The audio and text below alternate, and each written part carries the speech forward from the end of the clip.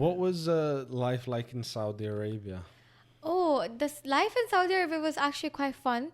Different, like massively different from Pakistan and UK.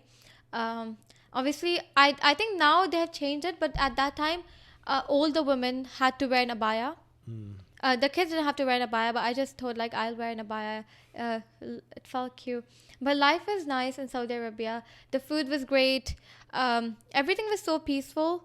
Like, and the thing is, we used to live in Jeddah as well for a bit. So Makkah was like an hour away from us. So I could just go, like we used to go to Makkah like every weekend, which was That really is really nice. good. Ramadans were really nice in Saudi Arabia. But one thing I noticed in Saudi Arabia, I think there was a bit of loneliness. Really? Like, like how they have communities, they have massive Pakistani communities, but everything everything is not as amazing as UK, and like people are not that close together. Like, um, for example, like how we have in Birmingham, like local mosques, everyone come together. People know people. There, I've noticed lots of women don't actually go to a lot of mosques, and one thing that there is discrimination between Saudis and other people. So if you're not a Saudi and if you like get into an argument with a Saudi, it's looking long for you. Really? Yes. Is it racism?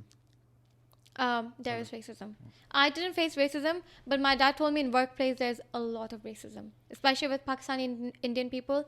Crazy amount of racism. Hmm. What about discrimination towards women? Because in countries like the UK, we get told that Saudi Arabia is an extremely sexist country. Is that true? I mean, when I used to live in Saudi, I just used to go to school. I didn't used to be out and about a lot because you can't just be going out yourself. But I didn't usually see women in a lot of workplaces. I think it's changed now because when I used to live in Saudi Arabia, it was like 2012, 2010, Yeah. 2013.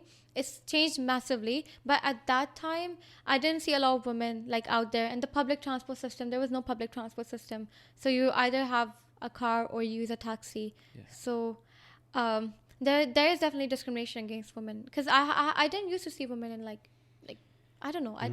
I saw women, but not in like dealing with people, like not in shops, not in um um not in other places. Like all the people were men. Maybe there were women in businesses and offices, but not like. What was that? Do you think that's because of discrimination or more so a cultural thing? Do you think there's an aspect of the women don't really want to do those jobs? But Wally, okay, the Saudi women, the rich women, obviously didn't want to do those jobs. But there were so many immigrants in Saudi, like working hard, and it's so difficult for them to survive alone without a man in Saudi. Like if she's not educated enough, if she's not rich enough, she has to work somewhere. And I didn't see like lots of women like working there. So Interesting. like the easy, not the easy, sorry, not the easy jobs, but like for example, like a retail assistant. I didn't see lots of women being there, like in the local shop, maybe in the malls, yes, but not like that. And what was the education like? Education. So I didn't go to an Arabic school because I don't know why I didn't go to an Arabic school. Yeah, because I couldn't speak Arabic. Why? Like, how would I survive in an Arabic school? So I went to a Pakistani school first, and then I went to an English school for a bit. So in the Pakistani school, the education was so bad. Really? It was literally like the Pakistan's matriculation system. It was called Pakistan International School, Jeddah. Sorry, I shouldn't like be naming, but the education was bad. Like, there was literally like it was exactly the same structure, the same thing. Teachers didn't care about teaching you. I don't even think, no offense, but I don't think some teachers were professional or qualified enough to teach. Really?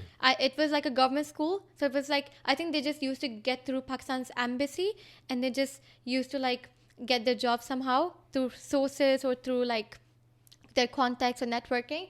So some of the teachers, principals, they weren't qualified enough to be principals, but they were still principals.